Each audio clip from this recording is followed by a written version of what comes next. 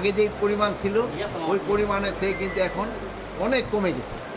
তারপরে কিন্তু এই কৃষকরাই কিন্তু আমাদের খাওয়ায় পড়ায় রাখছে, কিন্তু আমরা তাদের সম্বন্ধে কিন্তু খুব কম বলি। আপনারা জানেন যে এবার প্রায় এই বোরো ধান কিন্তু 15 লক্ষ টন বেশি হয়েছে। এবার হয়তো আমাদের আগামীতে হয়তো আমাদের মানে চাউল ইম্পোর্ট করতে নাও দরকার হতে পারে।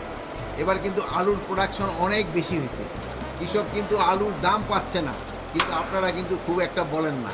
কিন্তু যে সময় গত বছর আলুর দাম অনেক বেশি ছিল, সেই সময় আপনারা সমানে লেখছেন যে এই আলুর দাম এত বেশি, আলুর বেশি। এই জন্য আমি আপনাদের অনুরোধ করব একটু কৃষকের সম্বন্ধে একটু আপনারা বলবেন, তাদের সুখ কিসে হচ্ছে, তাদের অসুবিধা কোথায় কী হচ্ছে, এইগুলি সম্বন্ধে আপনারা একটু বলবেন।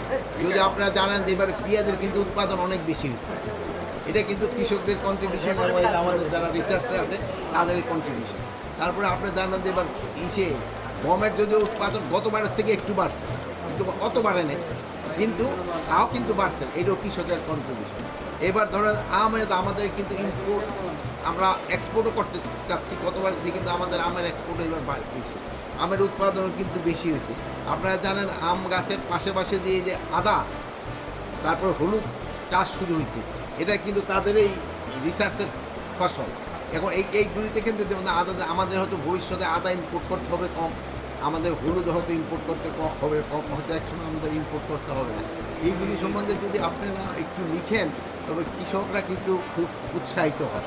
আর যেহেতু অনেক সময় ওরা কিন্তু টিভির সামনে বসে থাকে, ওরা হয়তো পেপারে ওরকম পড়তে পারে না, কিন্তু যদি ওদের একটু উৎসাহিত করেন আপনারা, তো আমি বলবো যে দেশের জন্য যেমন উপকার হবে, আমিও খুব খুশি হব।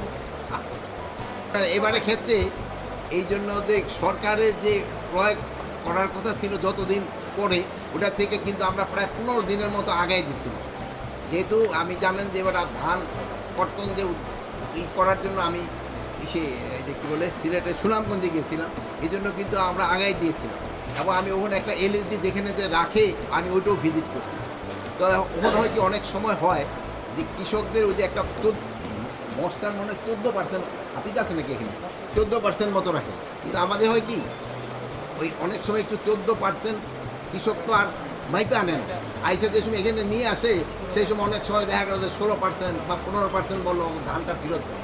তা আমরা এখন একটা ব্যবস্থা নিই যে তুমি ওই জায়গায় ওই একটা শুকানোর ব্যবস্থা করে দাও। আর একটা জানেন তো আমরা তো সবাই খুব সৎ, কৃষকের কাছে কিনতে গেলে তো যদি ওখানে একটুখানি আমাদের ঝামেলা হয়। তা আমি বলি যে আমাদের দেশের হলো সবচেয়ে বড় সমস্যা হলো দুর্নীতি। যদি দুর্নীতিটা আপনারা রুখতে পারেন তো সব সমস্যার সমাধান হবে। কিন্তু আমরা এখানে চেষ্টা করে যাচ্ছি, বাট কতটা সফল হব আমরা জানি না। কিন্তু আমরা হয়তো খুব একটা বেশি দিনও তো আমরা থাকবো কিনা তাও তো না, আমরা তো বেশি দিনও থাকবো না, কিন্তু এর ভিতরে আমরা যতটুকু করে যাওয়ার চেষ্টা করে যাবো। আমরা যাওয়ার আগে আমরা একটা কৃষি জমি সুরক্ষা আইন করে দিয়ে দিতে চাচ্ছি, যে এই কৃষি জমিগুলি যেন দেহাত না হয়ে যায়। আমি দেখতেন যে সময় এই ডিসি সাহেবরা বলতেছিলাম যে রোডস অ্যান্ড হাইওয়ে যে সময় কোনো রাস্তার জন্য জায়গা অ্যাকোয়ার করে ওরা কিন্তু 3 গুণ দাম দেয়, কিন্তু আপনার এলজিডি যে সময় কোনো রাস্তার জন্য করে এরা কিন্তু কৃষকরা 1 পয়সাও দেয় না। আমার এই ভাই হলো খুব ইনফ্লুয়েন্সিয়াল মানুষ, ওনার বাড়িতে একটা রাস্তা নিব, আমার এই 2 ভাইয়ের অত ছোটো ছোটো একটু জমি আছে, ওটার উপর দেখে রাস্তাটা নিয়ে গেল, ওই আমার কৃষক ভাই কিন্তু কিছুই পাইল না। এই জন্য তারাও যেন কিছু পায়, এই জন্য কিন্তু আমরা ব্যবস্থা করে দিতে চাচ্ছি। এখানে আমাদের ধরেন যে ডেভেলপার কতগুলি কোম্পানি আছে, এরা জায়গা না নিয়ে ওই আইলটা ভাড়া নিয়ে লাগাই দেয়, কি জানি বলে সাইনবোর্ড লাগাই দেয়।